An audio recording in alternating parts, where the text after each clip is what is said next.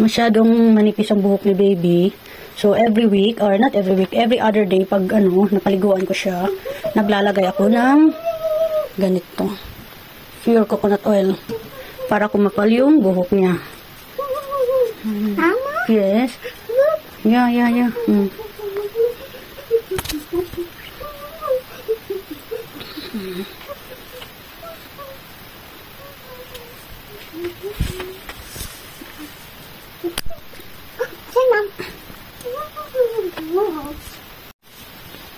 Ayan.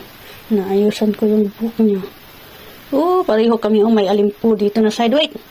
Dito. Okay, tingnan yung buhok niya. Pareho kami. May alimpo dito. May alimpo sa side. Wait. Kaya, ayan. Nilalagyan ko ng oil para kumapal ang buhok ni Inday, Nicole.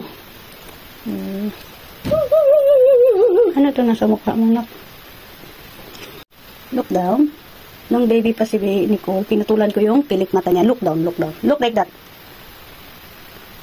Look down. Look at here. Yung pilik mata niya. Pinutulan ko yung pilik mata niya nung baby pa siya. 3 times ko naputulan yan. Kaya,